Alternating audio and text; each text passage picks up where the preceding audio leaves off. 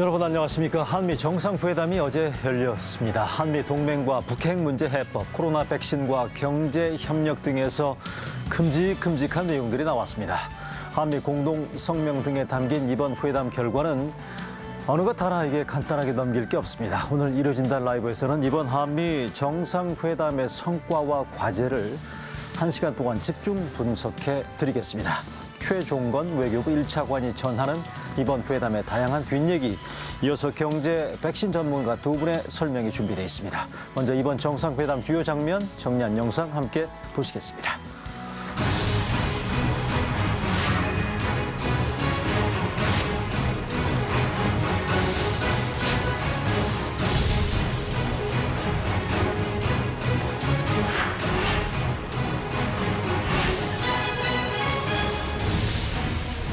양국이 함께 이루어야 할 가장 시급한 공동과제는 한반도의 안전한 비핵화와 항구적 평화입니다.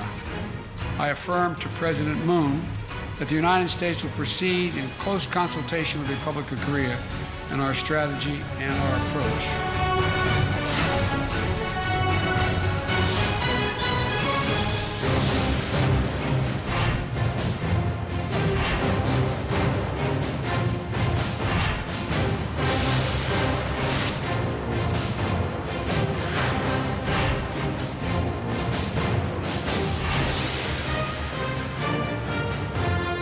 Their companies are at the forefront of global technology, and the tens of billions of dollars they've invested has helped create good-paying jobs in both countries.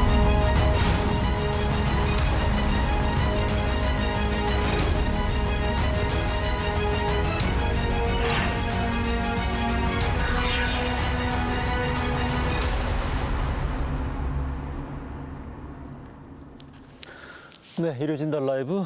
이번 한미 정상회담 과정을 처음에서부터 끝까지 서울에서 현지 상황을 24시간 지켜봐온 분 오늘 모셨습니다. 최종건 외교부 1차관입니다. 안녕하세요. 안녕하십니까. 고맙습니다. 네, 1년 11개월 만에 한미 정상회담이었고요. 의미 있는 성과가 도출됐다라는 평가가 나오고 있고요. 어제 보니까 야당에서도 일부 긍정적인 평가, 논평이 있더라고요. 이번 정상회담, 첫 대면 정상회담이었지 않습니까? 맞습니다. 두 정상 간에. 간략하게 어떻게 의미 평가하시는지. 말씀해 주신 것과 같이 대통령님께서 1년 11개월 만에 순방길에 그것도 대면 외교에 들어가신 건데 그것이 또 미국이었습니다. 네. 따지고 보면 이 코로나 시대에 한미 간 첫 대면 외교를 했다는 것도 의미가 있을 것이고요. 또 현장에서 지켜보면 정상 간의 소위 퍼스널, 개인적인 케미스트리, 친밀도는 매우 중요합니다. 네. 이번에 상당히 양 정상 간의 신뢰의 폭과 깊이가 높아졌다는 것을 객관적 정황을 보더라도 국민들은 아실 수 있을 겁니다. 기본적으로 1대1 회담이 상당히 길어졌고요. 네. 소인서 확대 회담도 길어졌으며 또 더군다나 우리 바이든 대통령과 우리 대통령님의 표정 이런 것들을 보면 상당히 서로에 대해서 편하게 생각하고 그리고 실질적 성과에 있어서도 상당히 의미가 있었던 것 같아요. 즉 한미동맹의 굳건함을 다시 한번 강조하였고요. 또 여러 면에서 실질적 성과도 있었을 뿐만 아니라 지금 우리 문재인 대통령님 입장에서는 10번째 한미 정상회담입니다. 네. 9번째까지는 이제 단일 이슈, 소위 북한 한반도 이슈 중심의 정상회담이었다면 이번 회담은 네. 한반도 문제뿐만 아니라 한미가 소위 포스트 코로나 그리고 4차 산업혁명 시대를 함께 만들어간다는 즉 이 시대의 동맹은 무엇이 되어야 하는가를 짚어준 정상회담이었다고 저는 생각합니다. 알겠습니다. 이번 회담 결과를 분야별로 짚어보겠는데요. 관련해서 먼저 우리 공동 성명 내용을 보면서 최 차관 설명을 좀 듣도록 하겠는데요. 자, 한미 공동 성명을 지금 채택된 걸 보고 계시죠? 네. 판문점 공동선언 4.27 2018년 판문점 공동선언과 싱가포르 북미 공동 성명에 기초한 대화가 필수적이다라는 의견을 같이 했고요. 두 번째 칸 쿼드 등 지역 다자주의의 중요성을 인식했다라는 부분들이 눈에 보이죠. 또 하나, 세 번째, 한미는 타이완 해협에서의 평화와 안정 유지가 중요하다는 데 인식을 같이 했고 포괄적인 한미 글로벌 백신 파트너십을 구축한다. 맨 위칸부터 먼저 최 차관께 질문 드려보겠습니다. 판문점 선언과 싱가포르 공동 성명에 기초한 대화가 한반도 완전한 비핵화, 평화 정착을 이루는 데 필수적이다는 이 부분. 요거는 이 정상회담 전에 캠벨 조정관이 싱가포르 얘기만 했었거든요. 네. 판문점 선언이 들어간 거는 우리 요구를 미국이 받은 겁니까? 당연히 이 문안 협상 그리고 정책 협상 협의를 하는 데 있어서 서로가 원하는 부분과 조화로워야 할 부분들에 대해서 협의를 하고 맞춰갑니다. 그간은 싱가포르 합의문이 많이 강조가 되었고 그리고 바이든 정부가 그것을 수용함에 따라 싱가포르 합의문의 소위 원류라고 하는 판문점 선언이 반드시 병기되어야 한다는 것은 우리 측의 주장이었고 그것은 바이든 행정부에서 흔쾌히 수용된 면이 있습니다. 그래요?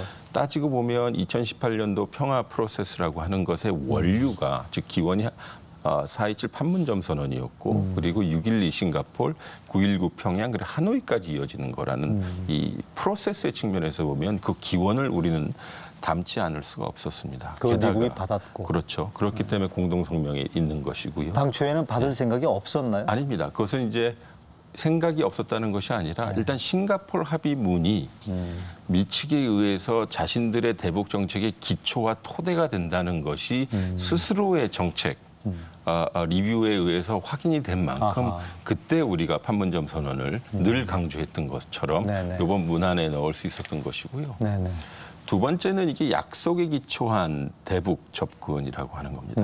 즉, 이 판문점 선언과 싱가포르 합의문의 공동 서명자는 바로 김정은 위원장 네, 그렇죠. 아니겠습니까? 그렇기 때문에 이 제도적 연속성과 이 토대가 계속 보장돼야 된다는 것이고요. 두 번째 의미는 이 한반도의 완전한 비핵화와 평화 정착, 항구적 평화 정착, 그리고 바이든 대통령이 여기 공동선언문에 즉시 적시되어 있듯이 남북한의 대화, 관여, 그리고 협력을 지지한다라고 되어 있어요. 게다가 이산가족 등도 나와 있지만, 즉 미국 정권의 부침과 상관없이 한미 간의 대북 접근번의 원칙을 이번에 확립했다고 보는 것이 옳다고 봅니다. 알겠습니다. 또 하나, 네. 한반도의 완전한 비핵화라는 부분. 네. 북한이 예민하게 반응하고 있는 게 북한의 비핵화 부분들에 대해서 불편하고 네. 이 부분들에 대해서 늘 반발해 왔었던 건데 이번에 보면 한반도의 완전한 비핵화라는 부분들이 들어가 있고 네, 맞습니다.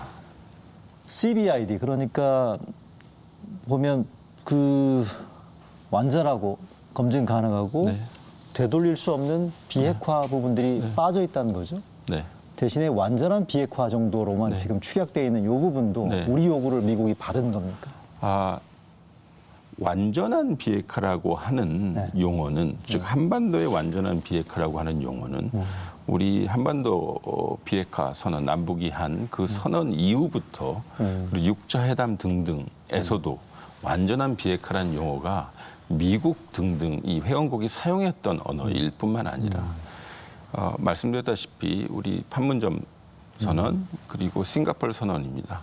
즉 이것의 연속성을 확보했다는 측면에서 이야기 요번에 넣은 것이고 그리고 이제는 소위 용어의 차이라기보다는 이 용어가 가지고 있는 즉 브랜드가 가지고 있는 한반도의 비핵화 과정이 나아가야 할 방향을 확고히 확립했다는 것이 특징입니다. 즉 외교적인 것이 우선이 되어야 되고 그것은 매우 실용적이고 그리고 중요한 것은 서울과 워싱턴이 완전히 조율된 즉 공동선언문에는 코오디네이트 인 락스텝이라고 되어 있고요. 완전히 조율된 그래서 그 부분으로 나아가겠다는 점이 이번의 특징입니다. 자기가 그 부분들이 북한을 배려했다라는 그런 시선들이나 해석이 나오고 있거든요. 북한을 배려했다기보다는 한미가 같은 용어와 같은 원칙, 같은 접근법을 사용할 때 대북 협상력이 높아질 뿐만 아니라 대북 접근법에 있어서 우리의 의도가 더 투명하게 나타나는 것이라고 생각합니다.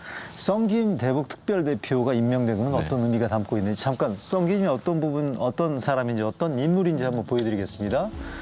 대북 특별대표 지명자인데 요 직전에 아마 시청자분들 익숙한 스티브 비건이라는 분이 있죠. 이분 후임이 지금 성김이 됐는데 주한 미국 대사를 역임했던 오바마 행정부 당시에 그리고 2018년 싱가포르 회담 당시에 합의문 조율 과정에도 참여했을 정도로 대북 통이고요. 또 오바마 정부와 트럼프 행정부를 넘나들면서 대북 정책에 관여한 북한 문제 전문가라고 볼 수 있겠는데 자, 최차관. 어쨌든 이게 대북 전문가가 이번 대북 정책 특별대표에 발탁된 거는 우리한테는 이건 호재인 거죠. 좋은 거죠.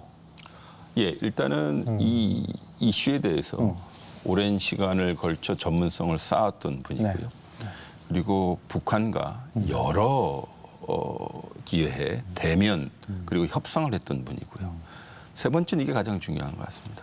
요번에 바이든 대통령께서 네. 기자회견장에서 성킴 어디 있어 일어나 주세요. 해서 네. 소위 블레싱 그 발표를 했다는 것은 미국 관계 내에서도 미국 내에서도 성킴이 앞으로 대북 정책에 있어서 중심 인물이니 이 사람에게 많은 힘을 실어준 것으로 저희는 읽힙니다. 우리한테는 물론 사전에 통보가 된 거고요. 그렇죠. 근데 그리고 중요한 것은 이것을 본 북한은 정상회담 공동선언문에 담겨 있는 내용 그리고 바이든 대통령이 연출한 성킴 대북 특별대표의 임명 이런 것을 보면 상당히 많이 고민할 것으로 저는 생각됩니다. 북한 입장에서 볼 때는 바이든 행정부가 대북 정책에 대해서 나름의 정책의 우선순위를 두고 있다는 인식을 갖게끔 하는 그런 연출. 우선순위라는 용어도 맞겠고요. 네. 한 가지 더 덧붙여서 말씀드리면 꾸준히 미국의 입장에서는 꾸준히 북한을 지켜보고 있다라는 메시지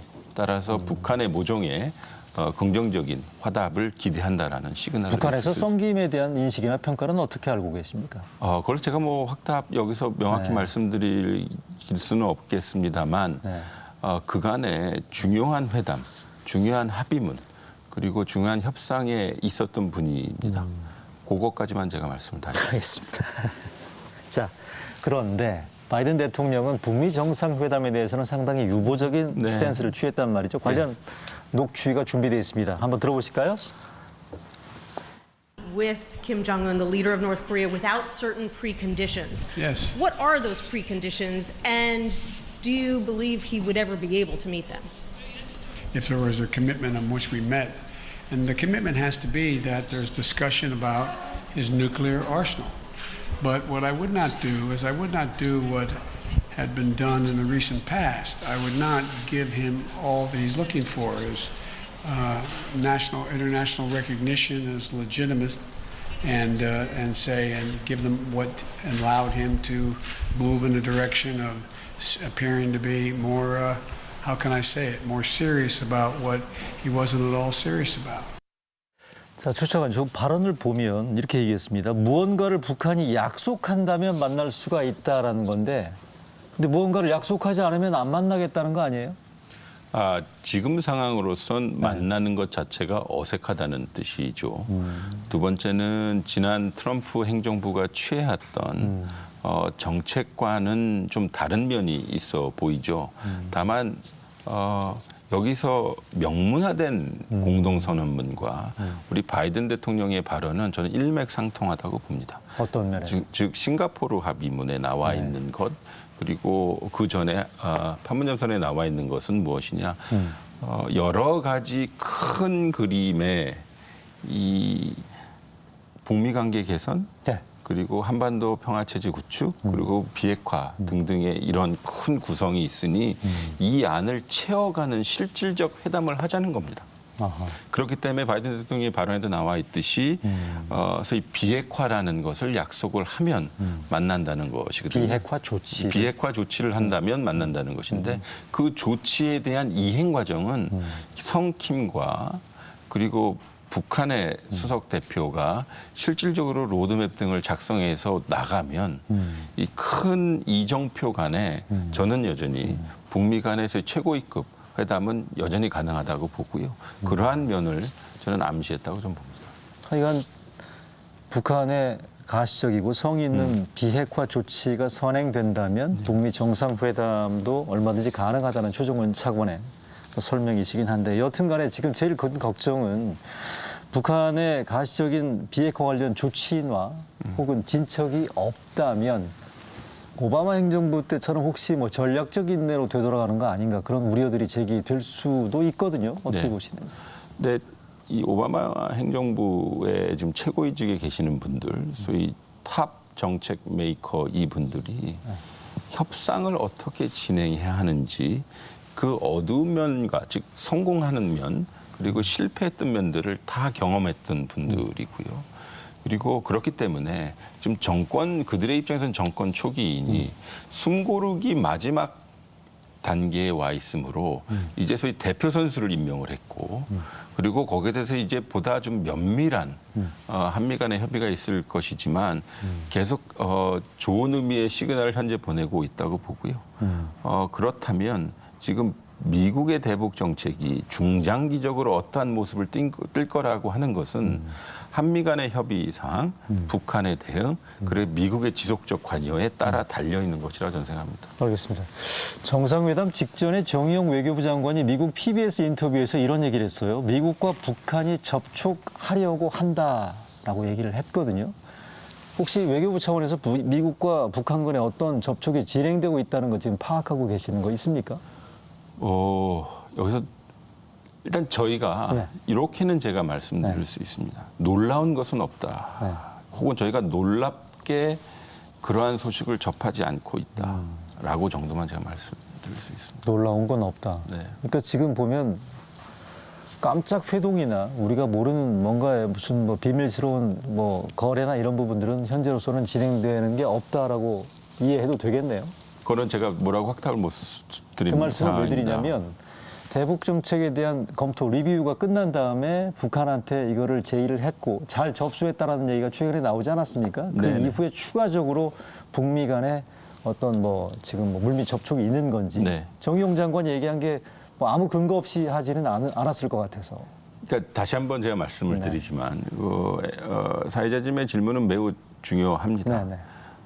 외교라고 하는 것이 눈에 보여지는 것 그리고 보여지지 않는 것인데 네. 보여지지 않는 것에 대해서 제가 이렇게 확답을 드리기는 어렵습니다만 다시 한번 말씀드리면 우리가 언론지상에서 북미 간의 접촉 사안들 그리고 발표되는 것들은 저희가 모르는 것은 없다라고 말씀드리겠습니다. 알겠습니다. 시청자분들이 저는 대충 좀 감이 오거든요. 시청자분들이 예. 이 부분들에 대해서 어느 정도 그 시청자분들의 언어로 이렇게 받아들이실 수 있을지는 잘 모르겠습니다. 이번 회담에서 나온 결과물 가운데 또 하나가 42년 만에 그 미사일 거리 제한이 철폐됐다는 점 우리가 네. 또 주목해야 될 것 같은데요. 네. 현재 보면 우리가 800km로 미사일 발사 사거리가 제한이 되어 있는데 요거가 지금 미사일 지침이 이번에 거의 없어지는 상황이 되지 않았습니까? 없어졌습니다. 없어지게 됐는데 네.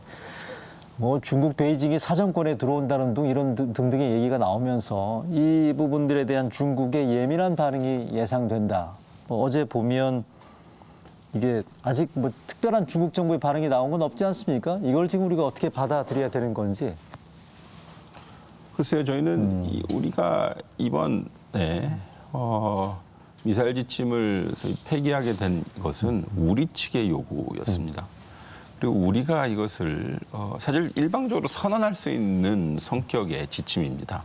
양국 정부가 뭐 합의한 합의문이라기보다는 그렇기 때문에 우리의 동기는 첫 번째는 이렇습니다. 지금 로켓 미사일 발사체에 대한 과학기술적 수요에 응답을 하고 앞으로 펼쳐진 여러 우주 과학 시대에 우리의 기술을 스스로 제약할 필요가 없다라는 것 하나 하고요. 두 번째는 2017년 대통령님의 첫 방미 때에도 800km 제한을 이미 풀은 만큼 소위 방어적 역량에 있어서는 이미 충분한 능력에 도달했다는 것이죠. 네. 세 번째는 우리 많이 밖에서 말씀하시지만 우리 스스로 우리의 소위 과학 역량, 국방 역량을 제약하는 지침서를 둘 필요 없다라고 이제는 됐다는 것이고요. 마지막으로 국제적 시각에서 보면 네. 우리는 미사일과 같은 대량 학살 무기 이런 전략 무기에 있어서 비확산 모범국입니다. 네. 즉 우리는 그러한 무기를 밖에다 팔지도 않을 뿐만 아니라 그것을 만들 수 있는 부품조차도 수출 통제를 모범적으로 하고 있는 나라이므로 그러한 것의 일종의 레코그니션, 국제사회의 인정이다라고 저는 판단을 그래요. 하고요. 예. 따라서 요번에 지침서 폐기는 여러 가지의 의미가 있는 것이라고 저는 생각합니다. 미국에서도 이번에 미사일 거리 제한 철폐, 지침 폐기에 대해서는 큰 이견이 없었다. 맞습니다. 예. 이전에 뭐 트럼프 행정부 때나 오바마 행정부 때는 이 부분들이 꽤 논란이 됐었는데 이번에 큰 논란 없이 곧바로 이렇게 정리가 되는 걸 보고 저도 좀 약간 놀랐습니다. 예, 그간 우리가 쌓아왔던 소위 모범적인 신뢰뿐만 아니라 사실 저희가 일방적으로 선언할 수 있는 것이지만 동맹 차원에서 서로 이러한 것들을 풀어가는 것, 이러한 모습을 시연하는 것 자체, 그리고 할 수 있는 것 자체가 한미 동맹이 다른 차원의 동맹이 되었음을 저는 의미한다. 알겠습니다.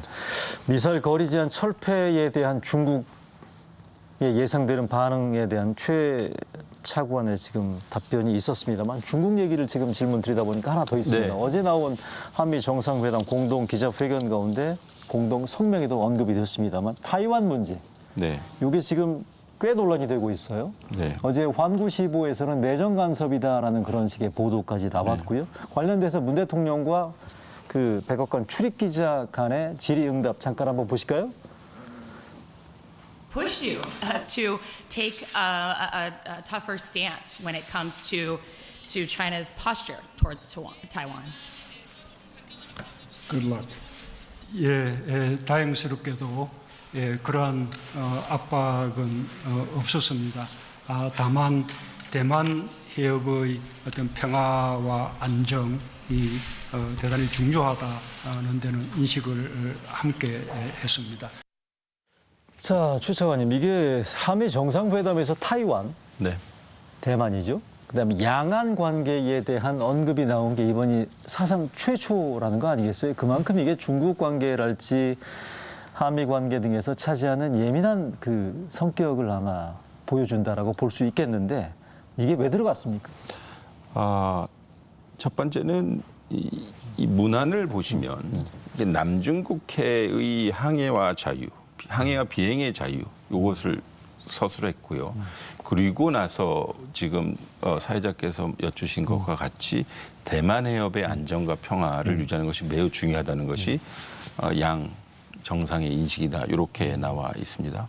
그것은 우리 입장에서 보면 이 항로의 안전과 우리 대부분의 90% 이상의 수출입이 이 그러니까 배를 항로를 통해서 하는 것입니다. 예. 그것을 하는 거고요. 두 번째 이게 왜 처음 들어갔냐라고 하면 결국은 이 양안 관계의 국제적 중요성이 그 대만 해협의 국제적 중요성이 부각되고 있는 만큼 우리도 신남방 정책 그리고 항로의 자유를 주장하는 이 입장에서 보면 매우 일반적이라도 이번에 처음으로 그 우리의 입장을 나타낸 것이라고 보면 될 것이고요.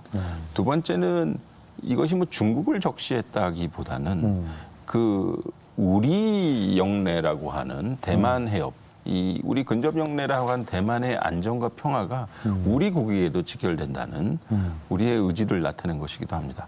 그리고 이것을 보면 아마 중국도 고민할 겁니다. 어떤 면에서? 말씀하셨듯이 한미 간에 이 양안 관계가 처음으로 등장했다는 것이죠. 그렇죠. 대만 해협이라고 하는 것. 그러나 미일 정상회담의 내용에 비해서는 순화돼 있죠. 중국을 또 적시를 하지 않았습니다. 미국에는 예. 미일 정상회담에는 중국이 적시돼 있고 예. 타이완 문제에 대해서 요구라는 워딩이 또 그렇죠. 들어가 있더라고요. 예. 저희는 그 평화 안정을 유지하는 것이 중요하다라고 했는 건데 중국도 상당히 많이 우리가 취한 여러 가지 이 정책, 소위 그들의 입장에서는 객관적 입장이라고 하는데 거기에 대해서 한편으로는 소위 사의를 표명해왔기 때문에 아하. 이번에 상당히 많이 고민할 것입니다. 아하. 따라서 저희 정부 입장에서도 중국도 많은 정성을 기울여서 한중 관계에 보다 많은 노력을 해야 할 때라고 저희는 보입니다. 그러니까 타이완 관련 언급이 돼 있는 공동 성명 등을 보게 되면 결국 중국도 우리 차원에서는 나름대로 여러 가지 네. 신무 원료가 작용된 그런 표현들이 들어가 네. 있다라고 보시면 된다라는 그런 설명이신 것 같고요. 중국 얘기해 보겠으니까 일본 질문 드려보겠습니다. 네. 지금 우리나라 지금 한일 관계 교착 상태가 지금 꽤 장기화되고 있는 거 아니겠습니까? 이번 성명에 보면 그런데 한미일 삼국 협력의 근본적인 중요성을 강조했다라는 부분들이 들어 있거든요.